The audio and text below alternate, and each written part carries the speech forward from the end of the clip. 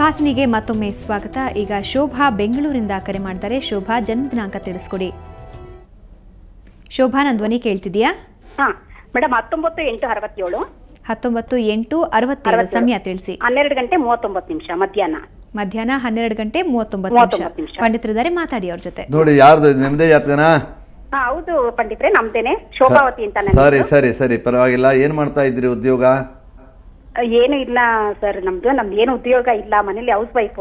ಖಂಡಿತ ನೋಡಿ, ಉಪಯೋಗ ಇಲ್ಲ ಅಂತಲ್ಲ, ಅದು ಒಂದು ಬೇಕು. ಹೌಸ್ ವೈಫ್ ಅಂತೂ ಬೇಕು. ಒಂದು ಗೃಹಿಣಿ ಗ್ರಾಮುಚ್ಚತೆ ಹೇಳಿ, ಒಂದು ಮನೆಯಲ್ಲಿ ಹೆಣ್ಣಿದ್ರೇನೆ ಮನೆ ಉದ್ಧಾರ, ಮನೆ ಎತ್ತುವಿಕೆ ಆಗತ್ತೆ. ಹಾಗಾಗಿ ಹೆಂಗಸರು ಖಂಡಿತ ಅಂತ ತಿಳ್ಕೊಳ್ಬಾರ್ದು. ನಾವು ನೌಕರಿ ಮಾಡಿದ್ರೆ ಮಾತ್ರ ಜೀವನ, ವಿದ್ಯಾವಂತರಾದ್ರೆ ಮಾತ್ರ ಜೀವನ, ಇವೆಲ್ಲ ಖಂಡಿತ ಸುಳ್ಳು.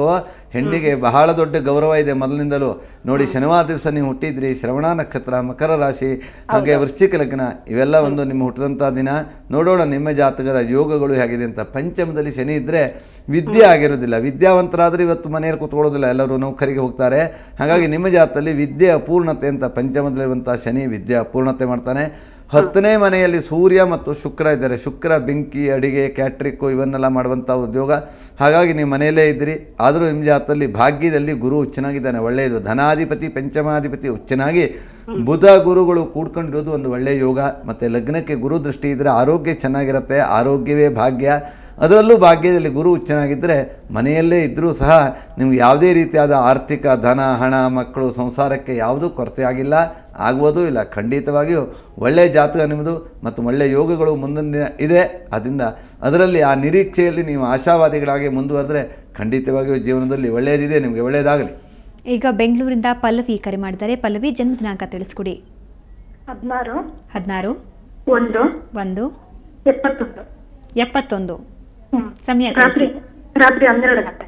ರಾತ್ರಿ 12 ಗಂಟೆ. ಪಂಡಿತರಿದ್ದಾರೆ, ಮಾತಾಡಿ ಅವ್ರ ಜೊತೆ. ಯಾರ್ದು ಇದು? ಇದು ನಿಮ್ಮದೇನಾ ಪಲ್ಲವಿ ಅವರ? ಶನಿವಾರ ದಿವಸ ಹುಟ್ಟದ್ದು. ಹಾಗೆ ಸಿಂಹ ಲಗ್ನ ಆಗುತ್ತೆ ನಿಮ್ಮದು. ನಕ್ಷತ್ರ ಇದು ಹುಬ್ಬ ನಕ್ಷತ್ರ, ಸಿಂಹ ರಾಶಿ, ತುಲಾ ಲಗ್ನ, ಇವೆಲ್ಲ ನಿಮ್ಮದು. ಈಗಾಗಲೇ 40 ವಯಸ್ಸಾಯಿತು. ಏನು ಉದ್ಯೋಗ ಮಾಡ್ತಾ ಇದ್ದೀರಿ? ಖಂಡಿತ ನೋಡಿ, ನಿಮ್ಮ ಜಾತದಲ್ಲಿ ಕರ್ಮಾಧಿಪತಿ ಚಂದ್ರ, ಚಂದ್ರಾಂಶಯೇ ಕೃಷಿ, ಜಲಜ, ಅಂಗನಾಶ್ರಯ.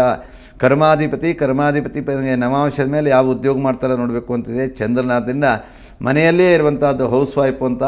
ಸಪ್ತಮ ಭಾವದಲ್ಲಿ ಶನಿ ಇದ್ದರೆ ದೋಷ. ಸಪ್ತಮ ಭಾವದಲ್ಲಿ ಶನಿ ಇದ್ದರೆ ವೈವಾಹಿಕ ಜೀವನ ಒಂದೇ ಲೇಟಾಗಿ ಮದುವೆ ಆಗ್ತದೆ, ಅಥವಾ ಬೇಗ ಮದುವೆ ಆದರೂ ಸಂಸಾರದಲ್ಲಿ ಸುಖಗಳಿರೋದಿಲ್ಲ, ಮತ್ತು ದಾಂಪತ್ಯದಲ್ಲಿ ಏನಾದರೂ ಸಣ್ಣ ಪುಟ್ಟ ಸಮಸ್ಯೆಗಳನ್ನೆಲ್ಲ ಮಾಡ್ತಾನೆ. ಪಂಚಮದಲ್ಲಿರುವಂಥ ರಾಹುವಿನಿಂದ ಸಂತಾನ, ಅಲ್ಪ ಸಂತಾನ ಯೋಗ ಅಂತ ಹೇಳ್ತೇವೆ. ಆದರೆ ಆರೋಗ್ಯಕ್ಕೆ ತೊಂದರೆ ಇಲ್ಲ. ಆರೋಗ್ಯವೇ ಭಾಗ್ಯ. ಆರೋಗ್ಯ, ಆಯುಷ್ಯ, ಆರ್ಥಿಕತೆ ಎಲ್ಲ ಚೆನ್ನಾಗಿದೆ. ಅದರಿಂದ ಉದ್ಯೋಗ ಮನೆಯಲ್ಲೇ ಇರೋದಾದರೂ ಸಹ ಆ ಜಾತದಲ್ಲಿರುವಂಥ ಯೋಗದಂತೆ ನೀವು ಅದನ್ನೇ ಇವತ್ತು ಅನುಸರಿಸ್ತಾ ಇದ್ದಂಗೆ.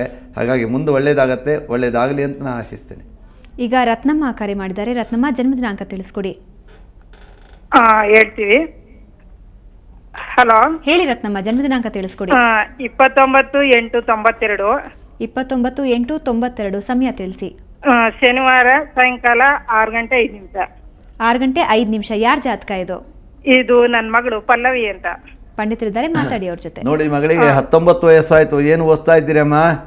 ಅವಳು ಫೈನಲ್ ಇಯರ್ ಡಿಗ್ರಿ BSc ಓದ್ತಾ ಇದ್ದಾಳೆ. ಶನಿವಾರ ದಿನ ಹುಟ್ಟದ್ದು. ನೀವು ವಾರವನ್ನು ಚೆನ್ನಾಗಿ ನೆನಪಿಟ್ಕೊಂಡಿದ್ರಿ. ಹಾಗೆ ನಕ್ಷತ್ರವನ್ನು ನೆನಪಿಟ್ಕೊಳ್ಳಿ. ಅವ್ರದ್ದು ಉತ್ತರ ನಕ್ಷತ್ರ, ಕನ್ಯಾ ರಾಶಿ, ಹಾಗೆ ಕುಂಭ ಲಗ್ನ, ಶುಕ್ಲ ಪಕ್ಷದ ಬಿದಿಗೆ ದಿವಸ ಹುಟ್ಟಿದ್ದಾಳೆ. ವಾರ ಬಂದು ಶನಿವಾರ. ಇವೆಲ್ಲ ನೆನಪಿಟ್ಕೊಳ್ಬೇಕಾಗತ್ತೆ. ಮದುವೆ ಮಾಡುವಾಗ, ಏನಾದ್ರು ಪೂಜೆ ಪುನಸ್ಕಾರ ಮಾಡುವಾಗೆಲ್ಲ ನಕ್ಷತ್ರ, ಮಿತಿ, ವಾರಗಳೆಲ್ಲ ಚೆನ್ನಾಗಿ ತಿಳ್ಕೊಳ್ಬೇಕು. ಈಗಾಗಲೇ ನೋಡೋಣ, 5ನೇ ಮನೆಯಲ್ಲಿ ಕೇತು ಇದ್ದಾನೆ. ಕೇತು ಇದ್ದರೆ ವಿದ್ಯೆ ಪೂರ್ಣ ಆಗಲಿಕ್ಕೆ ಸ್ವಲ್ಪ ತೊಂದರೆ ಮಾಡ್ತಾನೆ. ಚತುರ್ಥದಲ್ಲಿ ಇರುವಂಥ ಕುಜ ಶುಕ್ರನ ಮೇಲೆ ಇದ್ದರೆ ಸ್ವಲ್ಪ ಹಠ ಸ್ವಭಾವಗಳು ಜಾಸ್ತಿ ಆಗುತ್ತೆ. ಮನುಷ್ಯನಿಗೆ, ಹೆಣ್ಣಿಗೆ ಹಠ, ಗಂಡಿಗೆ ಚಟ ಆದರೆ ಅವ್ರು ಯಾವುದನ್ನು ಪೂರ್ಣ ಮಾಡಲಿಕ್ಕೆ ಆಗೋದಿಲ್ಲ.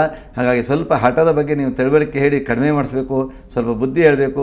ಪಂಚಮದಲ್ಲಿರುವಂಥ ಕೇತುವಿಗೆ ಗಣಪತಿ ಆರಾಧನೆ, ಸಂಕಷ್ಟ ಚತುರ್ಥಿ, ವಿನಾಯಕಿಯಲ್ಲಿ ಗಣಪತಿ ಆರಾಧನೆ, ವಿದ್ಯಾ ಗಣಪತಿ ಜಪ, ಪೂಜೆ, ಅಥವಾ ಗಣಪತಿ ಸ್ತೋತ್ರ ಹೇಳೋದು.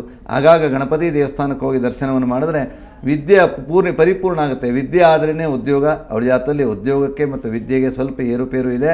ಅದರಿಂದ ವಿದ್ಯೆಯನ್ನು ಮೊದಲಿಗೆ ಪೂರ್ಣ ಮಾಡುವುದಕ್ಕೆ ಬೇಕಾಗುವಂಥದ್ದು ಮಾಡಿ. ರವಿ ಇದ್ದರೆ ನಾಸ್ತಿಕರಾಗ್ತಾರೆ. ದೇವರಿಗೆ ಕೈ ಮುಗಿಯೋದಿಲ್ಲ, ಮುಖಕ್ಕೆ ಇಟ್ಕೊಳ್ಳೋದಿಲ್ಲ, ಕೈಗೆ ಬಳೆ ಹಾಕೋದಿಲ್ಲ, ಇಂಥದ್ದೆಲ್ಲ ಇರುತ್ತೆ. ಅದನ್ನೆಲ್ಲ ಮಾಡಿಸಿ ನೀವೆಲ್ಲ ಅದನ್ನೆಲ್ಲ ಜೀವನದಲ್ಲಿ ಅಳವಡಿಸಿಕೊಂಡವರು ಮಕ್ಕಳಿಗೂ ಸಹ ಅದನ್ನು ಖಂಡಿತವಾಗಿಯೂ ತಾಯಿ ಮಕ್ಕಳು ಮನೆಯಲ್ಲೇ ಕಲಿಸಬೇಕು. ಮುಖಕ್ಕಿಡುವುದು, ಮೂಗಿ ಹಾಕೋದು, ಕೈಗೆ ಬಳೆ ಹಾಕೋದು, ಹೂಗು ಸೂಡುವುದು ಇವೆಲ್ಲ ನಾರಿಯರ ಲಕ್ಷಣ. ಅವನ್ನೆಲ್ಲ ಮೊದಲಿಗೆ ಮನೆ ಪಾಠ ಅಂತ ಕಲಿಸ್ಕೊಳ್ಳಿ. ಖಂಡಿತವಾಗಿಯೂ ಮಗಳ ಭವಿಷ್ಯ ಒಳ್ಳೆಯದಾಗಲಿ. ಆ ಗಣಪತಿಯನ್ನು ವಿಶೇಷ ಪೂಜೆ ಮಾಡಿ. ಪಂಡಿತರೆ, ಈಗಾಗಲೇ ಹೇಳಿದೆ, ಶನಿ ಅಂದರೆ ಎಲ್ಲ ರೀತಿಯ ಭಯ ಉಂಟಾಗುತ್ತೆ. ಅಂತಹದ್ರಲ್ಲಿ ಶನಿ ಪ್ರಭಾವವನ್ನು ಯಾವ ರೀತಿ ಕಮ್ಮಿ ಮಾಡ್ಕೊಳ್ಬೋದು ಅದ್ರ ಬಗ್ಗೆ ಸಾಕಷ್ಟು ಮಾಹಿತಿ ತಿಳಿಸ್ಕೊಟ್ರಿ. ಕಾಲರ್ ಸಮಸ್ಯೆಗೂ ಪರಿಹಾರ ತಿಳಿಸ್ಕೊಟ್ರಿ. ಧನ್ಯವಾದ.